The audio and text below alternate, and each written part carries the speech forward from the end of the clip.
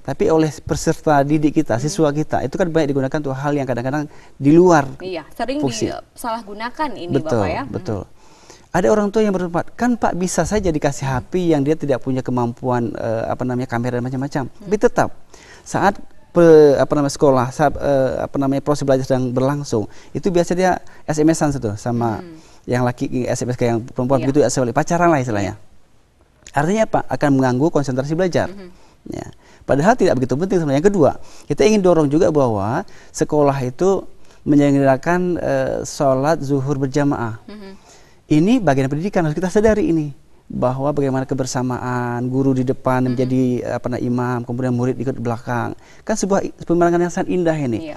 Ada penanaman disiplin di situ, ada kebersamaan di situ, ada menghargai waktu di situ ya. Luar jadi biasa. Banyak sekali memang ilmu-ilmu yang didapat jika kita salat berjamaah. Kemudian ada juga nilai yang tersimpan, jangan membawa HP supaya konsentrasi belajar juga lebih baik seperti itu. Nah, saya juga ingin tahu ini dari Profesor ya. Jadi memang sebenarnya pendidikan berkarakter ini apa sudah lama diimplementasikan atau baru sekarang ini? Dan jika dilihat sekarang ya, Bapak sebagai tokoh masyarakat, bagaimana sih generasi muda kita saat ini khususnya dalam bidang pendidikan?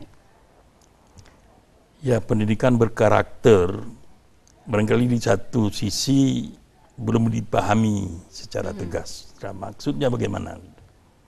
Apakah pendidikan berkarakter itu adalah pendidikan sama dengan pendidikan akhlak? Sehingga kalau tidak ada diberikan pendidikan akhlak, lulusan sebuah sekolah tidak menjadi manusia yang berkarakter. Nah, jadi ini dalam konsep Islami, dan konsep Islam tentu saja tidak bisa lepas dengan nilai-nilai Islam. Berarti akhlak itu penting.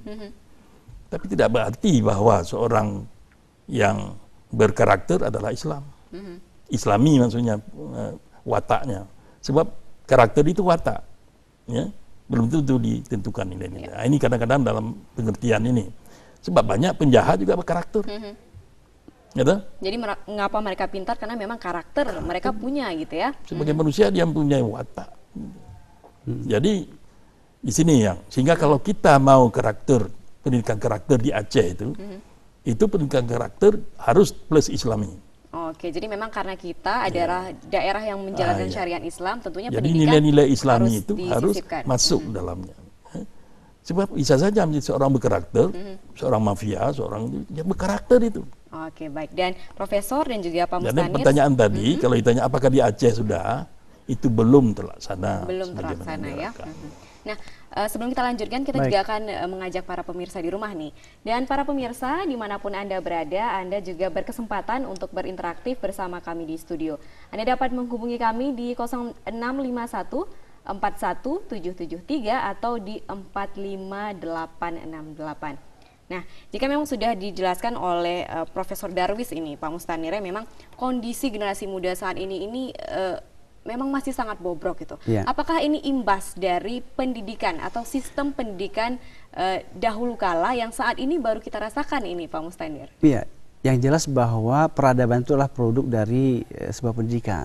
Ya. Sekarang yang kita nikmati hari ini adalah sebuah perjalanan panjang ya, dimana kalau kita lihat pendidikan kita agak sedikit materialis, ya, materialis, atau lebih dekat lagi kalau saya sebutkan hanya berorientasi pada kognitif, hanya ditera itu distandarisasi, diuji itulah kemampuan ilmiahnya, tanpa melihat bagaimana